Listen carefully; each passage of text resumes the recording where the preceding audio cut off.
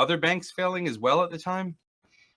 I don't recall if it forced other banks to fail necessarily. Other banks failed after that, but they failed on their own failures, not as a direct result of eBank.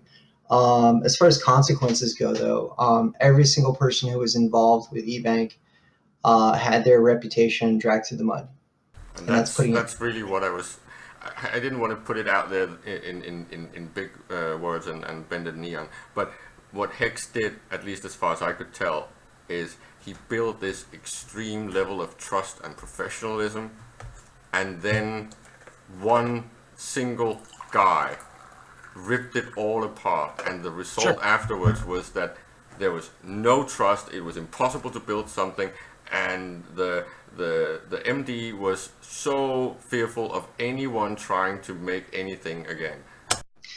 Yeah, and what I tried to do was I tried at the time, and there's threads on the old forum on this. What I tried to do, so a little bit of backstory.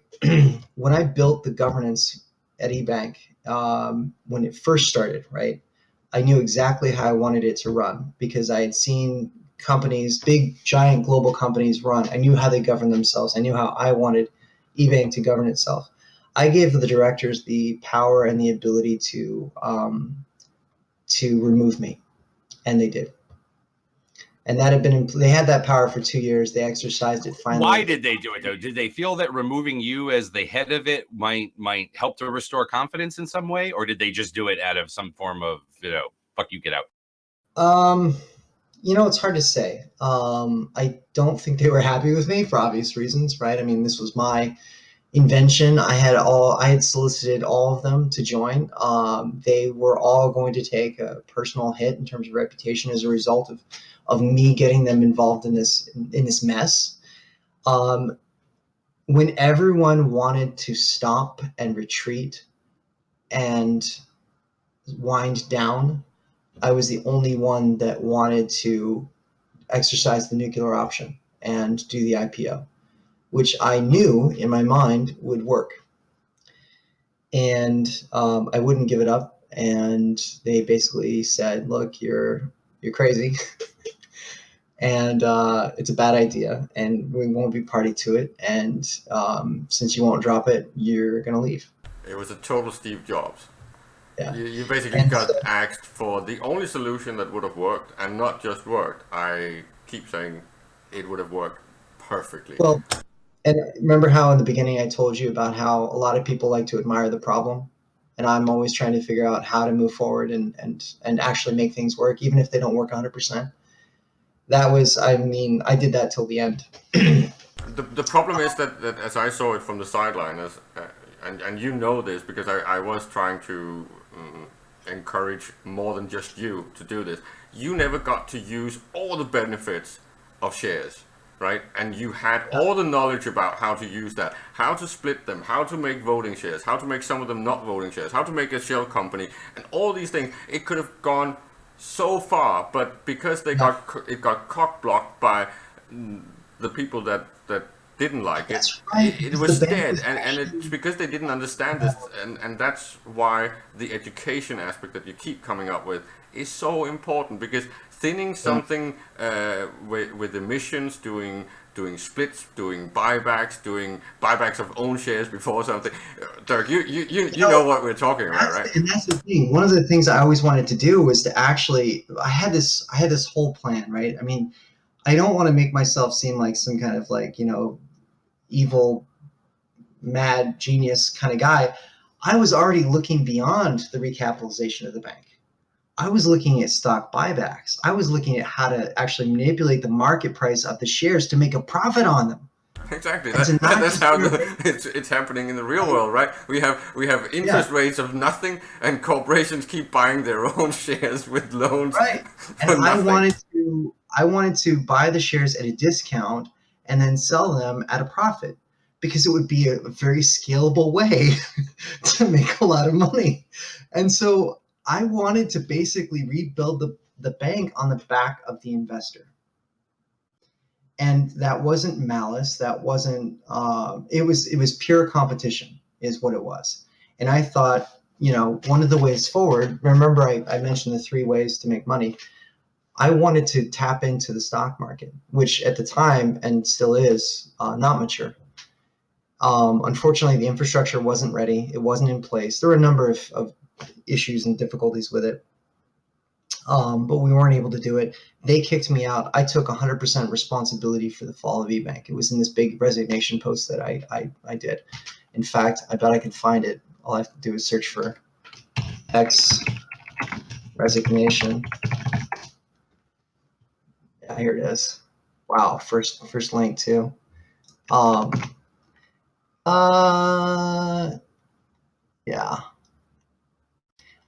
So let me, here it is. So click on that link there. I said resigned. They voted me out. So, but I didn't want to, I wanted to make it look like I was taking the hit and I was taking full responsibility. I did not want them to be put in a negative light, which is why I phrased it the way I did. But it was a pretty short note. I apologize. Full apology. Mentioned my appreciation. I gave up all the money I had in my eBank account. I completely gave up, and I liquidated pretty much all of my assets and gave them to the bank. So I took full accountability, full responsibility for everything that happened, and I basically turned myself into a pauper, and never recovered from it. I think that's what I'm hoping for, and why I'm doing these things. It's bringing back the trusted financial market, right? Because after you left, and after the whole number of scams that followed, right?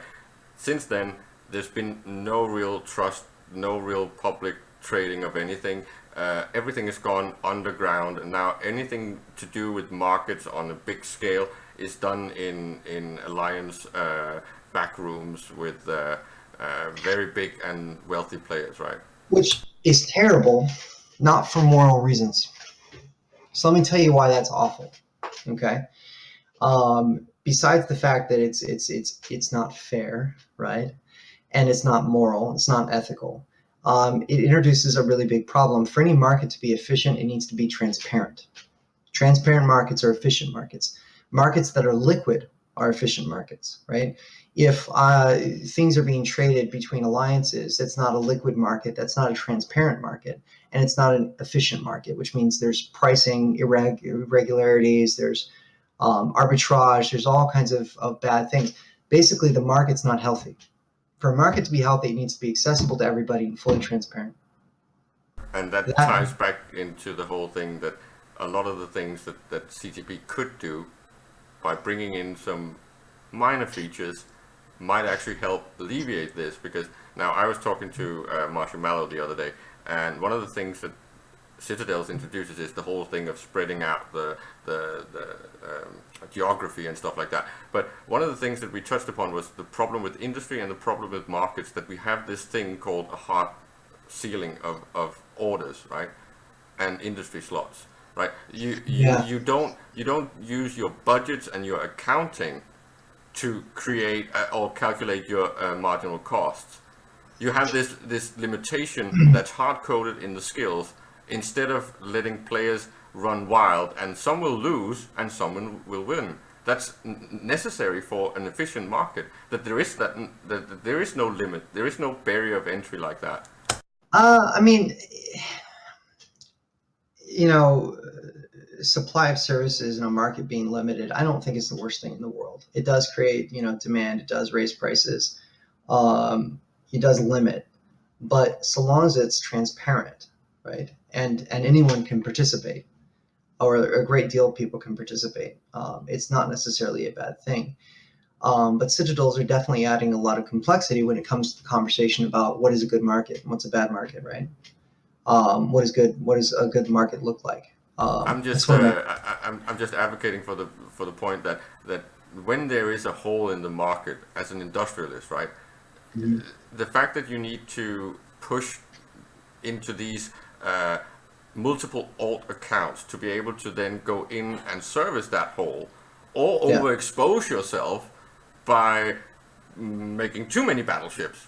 That's one of those references that are quite funny because it took 2 years to deplete that stock, right? But the fact that if there had been even more overexposure from the industrialists because there was no hard limit, then it would have been even more entertaining because then the prices would have crashed because of this, right? And people would have taken huge losses. And it's the same with the market orders. If you let market orders expand out, right, then there will be overexposure, there will be locked up assets and things like that. Of course, as long as we have the margin scam option where we can clear our own escrows and have free orders on the market, that's a different story. But they need to remove these skill-based hard limits and make them benefits, so they tweak some number in the game, right? Like industry index has been introduced, so the cost to produce is higher in the active areas like in JITA, and you could have something similar to in markets. So if you're trading in JITA, your marginal cost will be higher.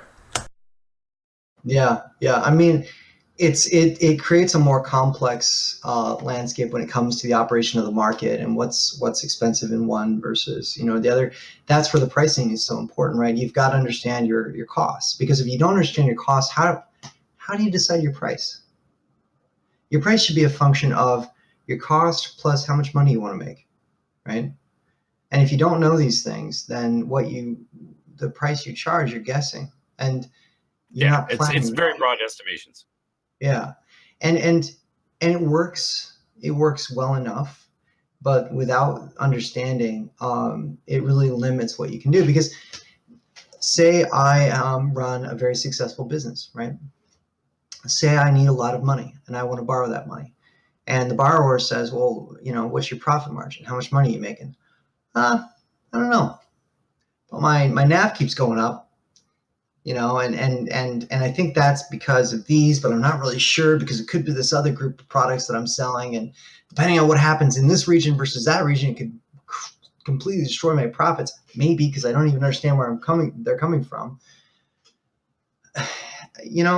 There's a lot of really cool stuff you could do with finance instruments, but not understanding how you get your profit and your cost of goods sold, it really limits it. And I mean, the accounting stuff, I waved that flag for a long time on we need accounting software. Finally, Sens and I tried to tackle it, and we just ran into so many problems with it. Well, I mean, with the changes that they've made in terms of the API CREST data that's available out there, is this something that somebody can create using a third party? A third party creates an app that converts these numbers that come out of the API into more realistic accounting numbers? You would have to. Well, it's basically a little bit like what Jeronica is trying to do with Mogul, but I think he's running into some of those problems that it's not the right formats and it's not easy to do, and Jeronica does not know about double entry bookkeeping, so the accounting system that he's making is really not working in a way that a proper accounting person would need, right? Yeah. So I just linked a post that I published in 2009. Actually did it? Yep. Yeah, it worked. I just posted. Take a look at that.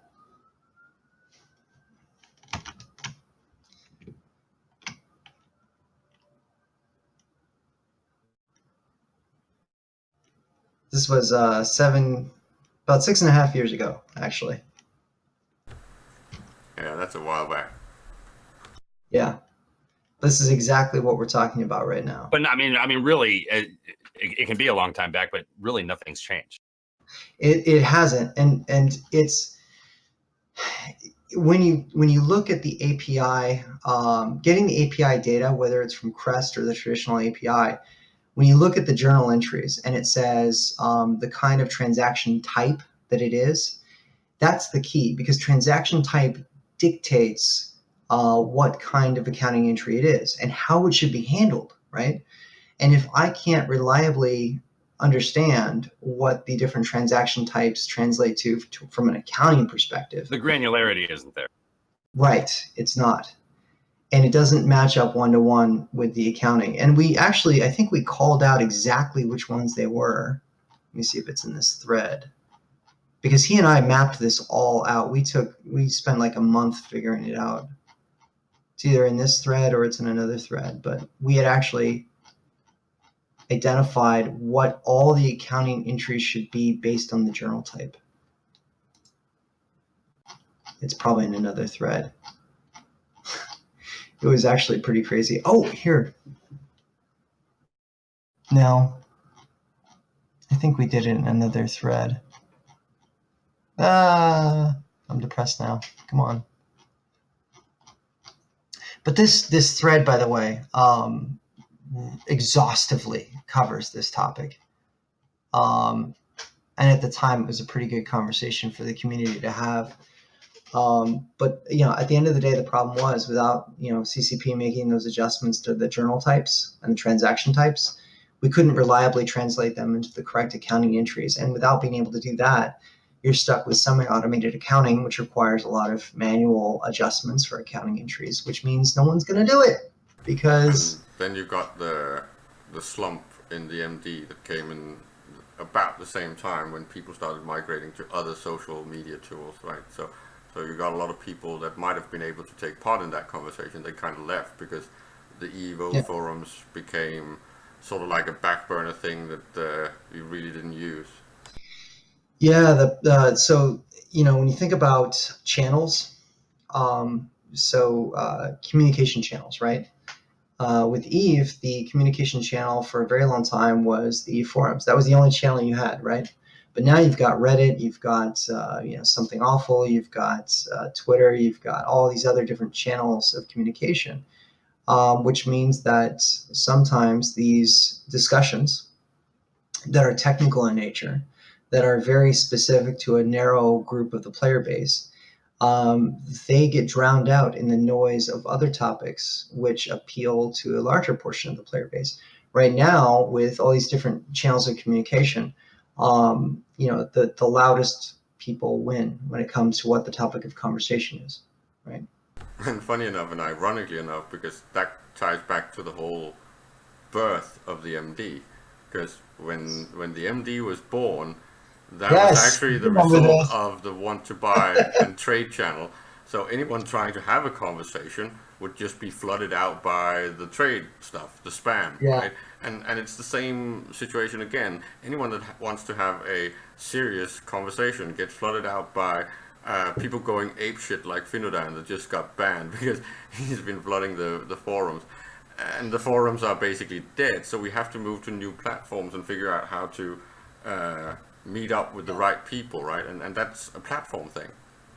And it's tough because we tried to do that with eBank. We actually tried to move people to the eBank forums because there were problems we had with differences of opinion with moderation on the Eve MD forums. And so we tried to actually move people to the eBank forums to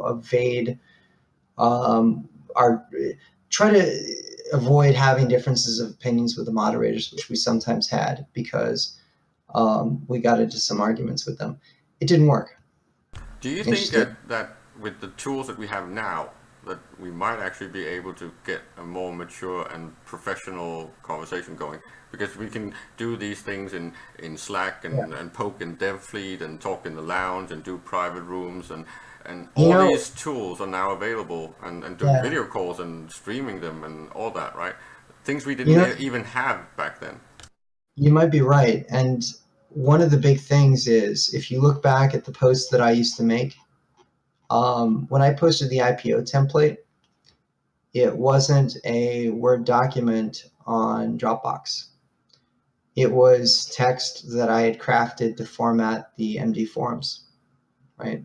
Exactly, and now we can do all these things. We can use proper embedded PDFs and put them in all the right places, and we can do video tutorials of how to do it and explain to Eve players how to do a SWOT analysis and how that ties into the accounting and all these things. It's kind of possible now. It's very easy. It might be. It might be. And I think that what you guys are doing is a big part of that new method of communication, right? Um, taking you guys back, way back. We're talking 2006, 2007. When somebody came into MD and they didn't abide by the MD's social norms and rules, they didn't stay. They were drowned out, argued out. People knew what was happening. They knew the arguments to make. They would dress down the people that weren't serious. It was really good at self-policing. It was incredible at self-policing. It was a self-regulating form in a lot of ways. But And it that was tilted, right? It tilted into bad exclusivity. So any new yes, person that might want isolation. to get into stuff felt left out or ignored or shouted out, right? And that's basically why I created the lounge. That was to get away from that backroom cigar waving exclusivity, right? Yes, and I will admit to being part of that. Well, but there's something to be said about trying to maintain some semblance of order in a place where, again, you just look at the forums for any reason or any of these places, right? When you know that you have people there that are attempting to disrupt.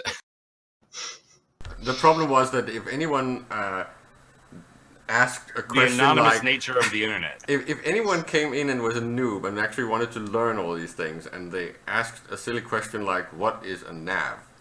they would get trolled out and ridiculed so badly. It was an elitist atmosphere. Oh, indeed, it was extremely elitist. It was, and one of the things I regret is that I played a part in creating that atmosphere. The way that I went about things, I can say this in hindsight, right? And Caleb, you probably remember this. I had a certain tone that I used. Yeah, but the point is that you had a tone that might seem arrogant, but you were always really helpful when people took the time. The problem was all your proselyte thingies that followed you and wanted to mimic you, and they were horrible. And then when the thread started being ugly, then people like Shah and Sister and types like that came in and just they were horrible to new people. Well, here, let me give you a literal quote that I got from somebody a little while ago in an off Slack. Now, this person is kind of a very low key, kind of laid back, and she's like, I had no interest in any of it. She started to watch for a little bit. I had no interest in any of it. I was like, ew, Eve Bank or one of these game banks, and he sounded a bit smug for my taste. I said, it's funny. I don't get smug out of him at all, but I'm also used to dealing with Wall Street types, so the sense of smug gets degraded when you've seen true evil. I mean, smugness. Yeah. I mean, I'm not going to pretend I'm something I'm not. I have a particular background. I've worked for companies doing consulting stuff. I'm a consultant. That's what I do. My mannerisms, behavior, the way I speak, it's all influenced by where I came from, which is working with these big bureaucratic organizations, I hope I don't come off as smug. I understand that sometimes I do. It sucks. Can we just point out, it's like when you're talking to somebody outside the industry. I mean, if you're saying, but believe me, you want to see smug sit across the table from a hedge fund manager who's had a good year and try to get him to tell you how he did it, and all it's exuding from him is smug. And can we just put in the standard right now in this day and age that compared to Aerith, he's a fluffy Care Bear? Oh God, yeah. Yeah, but I mean, I do recognize that there was a tone and there was, sort of conversations, despite how I might have carried on, those individual conversations, I created in some way, the atmosphere, right? And the whole complaint about elitism is completely legitimate, and I definitely played a part in it. And I think I remember you, and I think you're still pursuing this. You had a much more democratic approach to everything, and I many times, I would say things like, "This is not a democracy," I don't run a democracy. There's nothing democratic about what I do. Well, you have to consider the fact that as I understood what you were doing, you were still trying to prove yourself and make money and make this big project. When all this happened, I just came back from a break, and I had already been in the big project, right? I was in the whole beginning with Naga and Stepstone that financed Big Blue, that ended up financing the Mercenary Coalition, and then it just failscaped totally. But the point was, I had already been part of the big things, and what I really loved was the backroom talk and the socializing and what is now recognized as the metagame, right? I loved the fact that I could have people in chat channels and talk to them about weird ideas, and that's why I did what I did. And when I saw what you were doing to the MD, I was so inspired and wanted to use that and expand it into this whole new type of gameplay. And I think we succeeded to some extent with all our different projects to make something that was really entertaining in that era.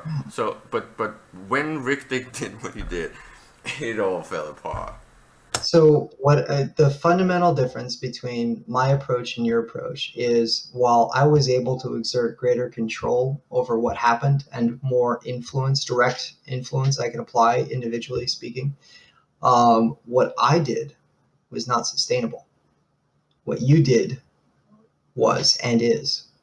And that's why I hope that maybe in the future you would, the little time that you might have, if you might want to actually do some of that educating thing and write some articles or posts or things that can actually help people understand this, because it is very difficult to explain these topics. And I think Dirk will agree that when Lockfox and myself and even Dirk goes on a rant about finance and stuff like that, it gets a little bit hard to follow, and we need more easy access stuff. And that's why it's so nice when Reaver then takes us down a notch, or Marsha takes us down a notch and says, okay, we have to explain this as if I'm 5.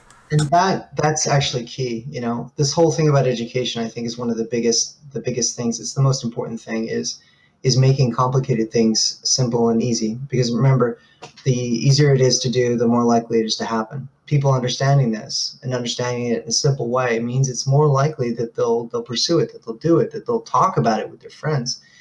Writing articles is all well and good, but you know, one of the things that I did many years ago, and I'm sure it's still out there somewhere, is I did a recording of a 2-hour trading workshop that I did.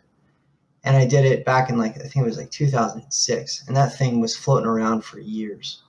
It's probably still out there somewhere. And I broke it down in an outline. I described everything as simple as I could.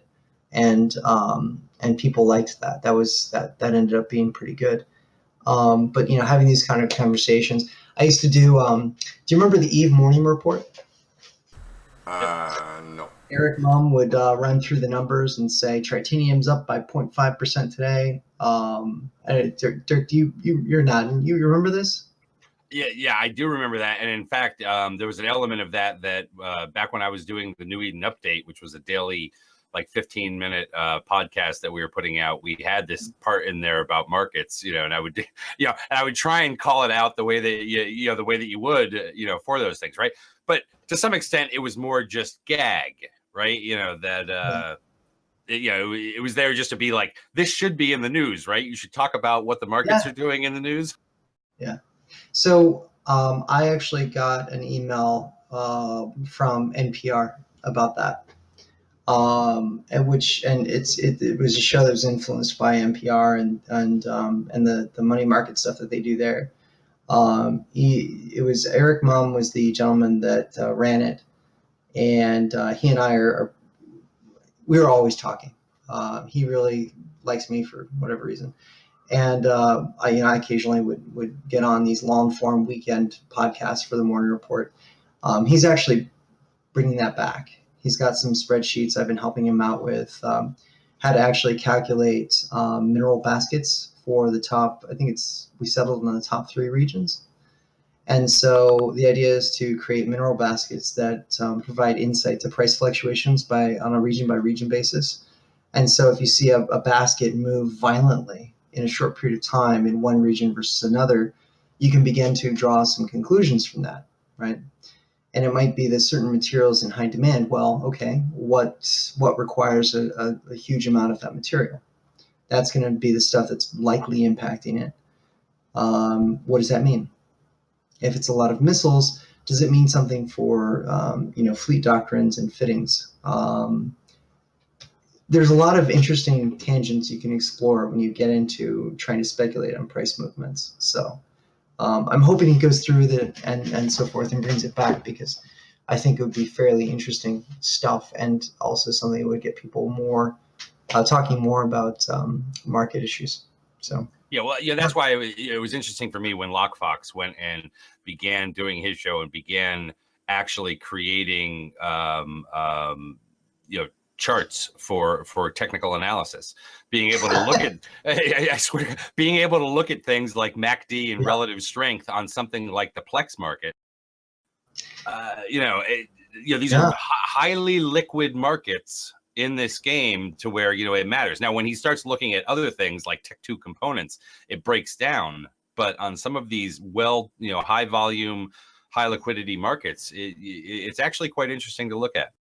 Yeah, and they should follow the patterns.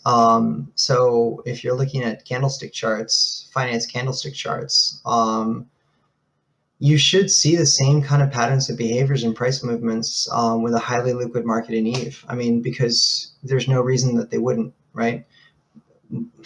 Those patterns are determined by human behavior, irregardless of whether they occur in Eve or in the financial world. So as long as the conditions are similar, highly liquid markets, right, you should see the same exact thing, which means you get to apply the same lessons and learnings from the real world into Eve, which is the fun part, right?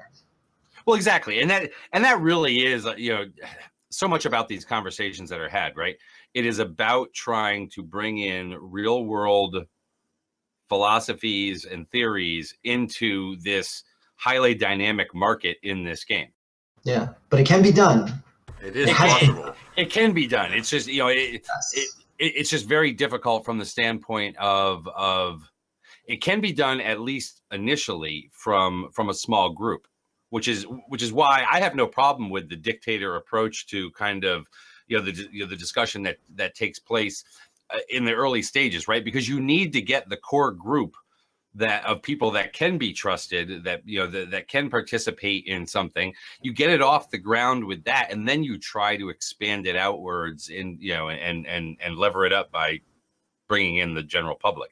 Yeah, it is very difficult, though, to make that transition from something that, while is effective, isn't necessarily sustainable, right? And the sustainability ties into the risk, right? Because it's good to have these small groups. The problem is that if the group stays small, you have a high risk, right? You have these hit by bus problems, right? Or ethics problem, right? By the way, we revised that. And now it's we hit by a bus is a phrase I've used a lot in business. I use now the phrase "win the lottery."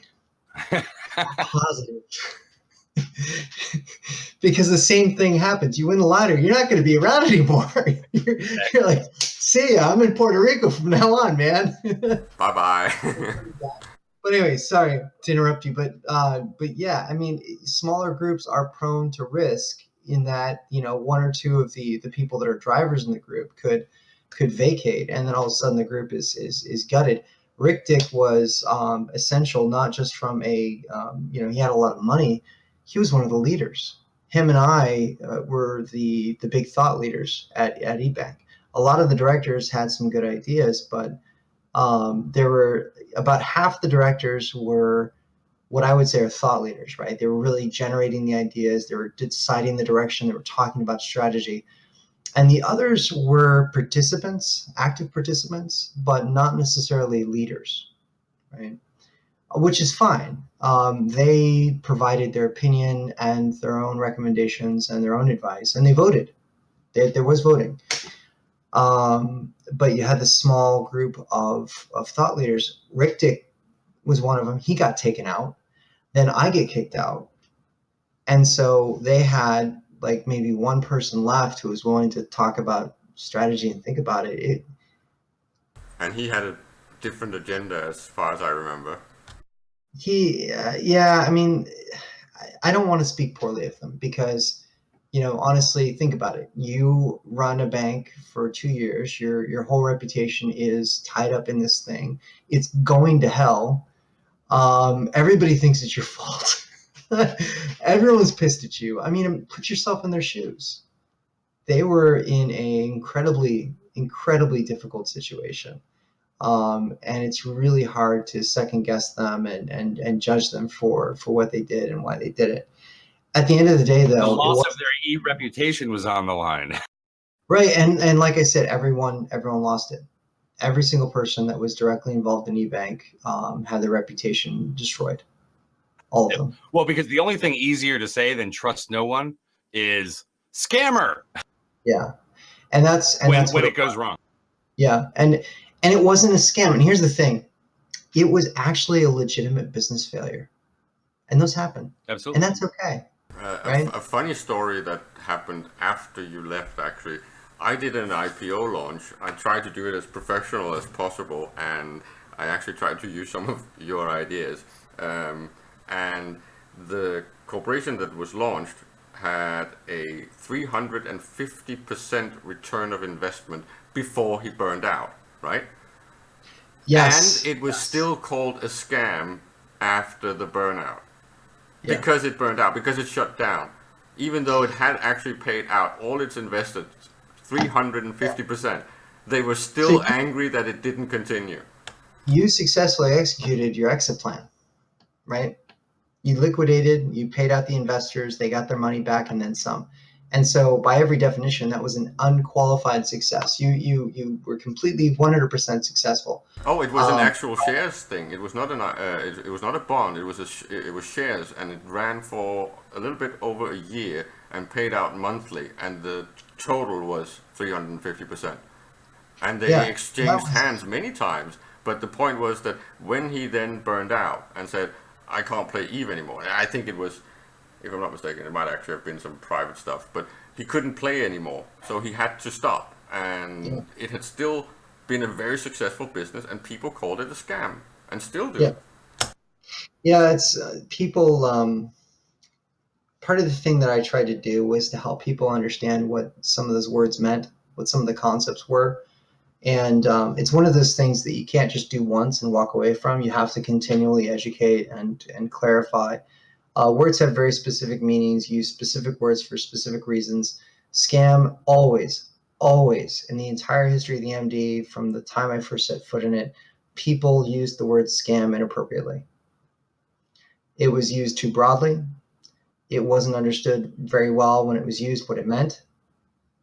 And it's just like, real money trading, at this point.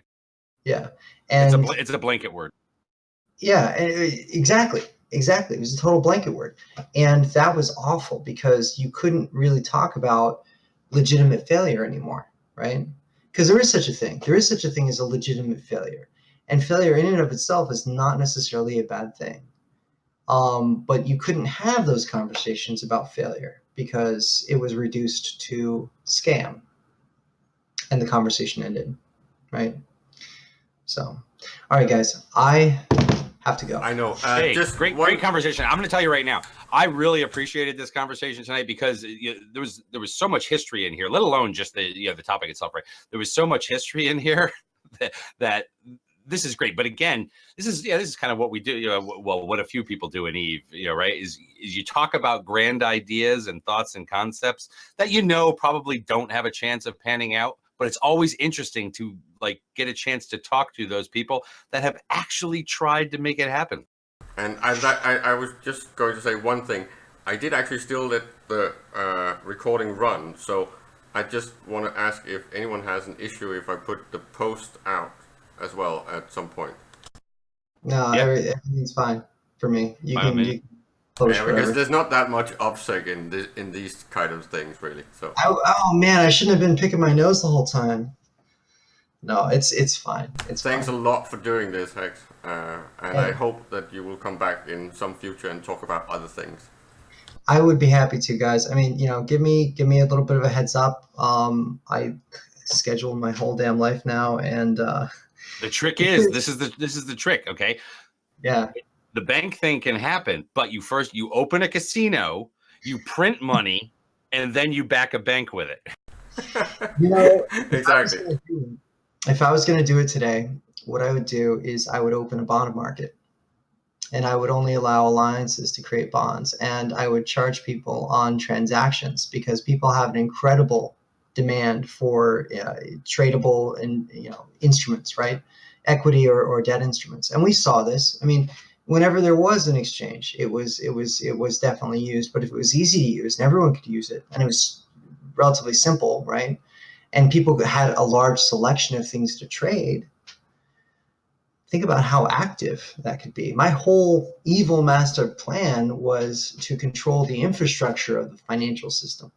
It was never to control the actual bank itself. I wanted to control the infrastructure. The bank was a step in the process. I just never got to where I wanted to be because the bank failed. You're going to get contacted by people that want you as a consultant. Yeah. But eventually I wanted to control the movement of money and equity and debt. That's what I wanted. Because at that point, if you wanted the virtualization of shares, all of that was meant so that I could actually control the basic infrastructure, because whoever controls the infrastructure controls everything. Whoever owns the roads owns everything, right? I wanted to be the guy on the toll road saying, you can all go on the road. I made a pretty road for you. It works great. You'll love it. It's fast, gets you where you want to be. All you have to do is every single one of you has to pay me a small amount of money. And that eventually adds up to a tremendous sum, which I can then use for other financial ventures and experiments. So very soon. Yes, but I was never able to realize that plan. It was a dream. So, but hey guys, I really appreciate the conversation. I don't usually get to have these kind of conversations for many reasons, but it's always fun to talk about it. And I do hope that it is helpful to people.